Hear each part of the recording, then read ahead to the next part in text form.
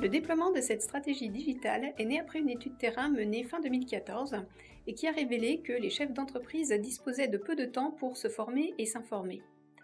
Nous avons donc décidé de mettre à disposition une multiplicité d'outils connectés pour qu'ils puissent suivre ces informations et aller les recueillir au moment de leur choix.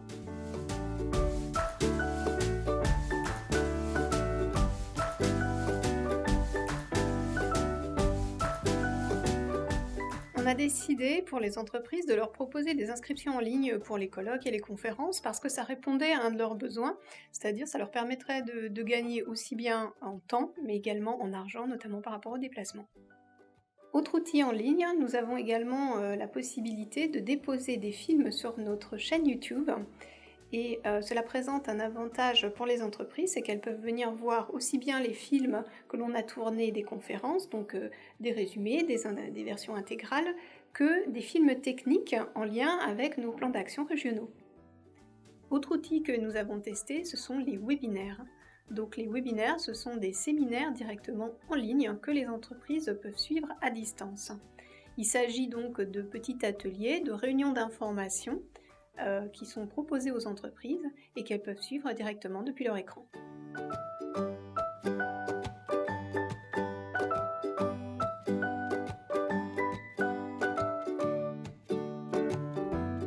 L'outil collaboratif ePrev permet aux entreprises assujetties à un programme d'action régionale, et notamment celles qui ne feront pas l'objet d'une visite, de s'auto-positionner dans le champ de la santé et sécurité au travail avec un diagnostic identique à celui qui serait utilisé par un contrôleur lors d'une visite en entreprise.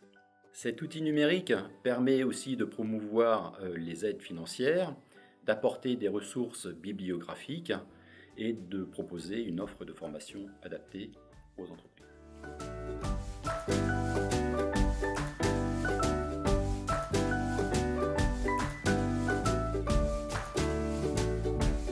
Les salariés jeunes en âge, mais aussi jeunes en ancienneté, sont un public très vulnérable.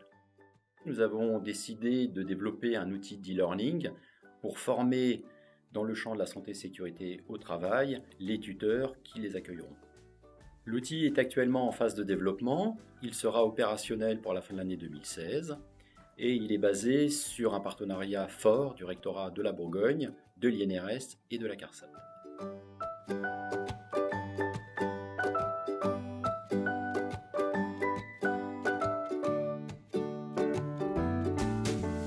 Depuis quelques années, la direction des risques professionnels a engagé une stratégie multimédia pour répondre aux différentes attentes des entreprises.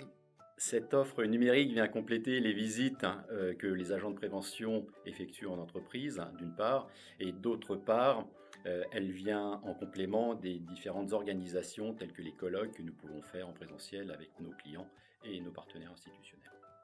Elle permet aussi une égalité de traitement auprès de l'ensemble des entreprises de Bourgogne et de Franche-Comté, les rendant ainsi plus autonomes dans le champ de la santé et sécurité au travail.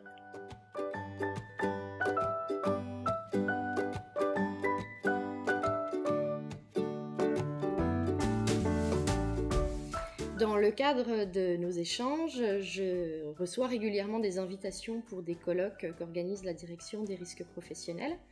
Et j'ai, fin 2015, reçu une invitation pour un colloque sur le salarié désigné compétent. C'est un sujet qui m'intéressait hautement pour travailler avec mes entreprises. Et malheureusement, les dates, les conditions d'organisation ne me permettaient pas d'assister à ce colloque en présentiel. La proposition de la CARSAT d'assister à un colloque en streaming a plusieurs avantages. Le premier, c'est de pouvoir assister à un colloque auquel on n'aurait pas pu assister parce qu'on n'avait pas le temps de se déplacer, donc j'y ai gagné du temps et donc par contre-coup également un gain économique. On peut également évoquer un gain écologique, ça évite des déplacements, donc ça évite l'émission de gaz à effet de serre. Et puis ça permet quand même d'assister au colloque et de récupérer de l'information qui, moi, m'intéresse pour l'exercice de ma mission. Même si les conditions de streaming, quand on est au bureau, sont pas idéales parce qu'on est parfois dérangé par le téléphone, par les collègues. Je sais en tout cas que la prochaine fois que j'aurai l'occasion d'expérimenter un colloque en streaming, je préviendrai mes collègues et je couperai mon téléphone pour pouvoir être pleinement disponible pour le colloque. Le fait que la CARSAT laisse à disposition sur YouTube le colloque qui a été visionné en streaming m'a permis à moi de revenir sur des passages du colloque pour lesquels je n'avais pas été suffisamment attentive parce que j'avais été dérangée par le téléphone. Et ce qui m'a permis au final, malgré des difficultés de concentration ou d'attention au bureau, d'intégrer l'ensemble du colloque et d'y assister en totalité.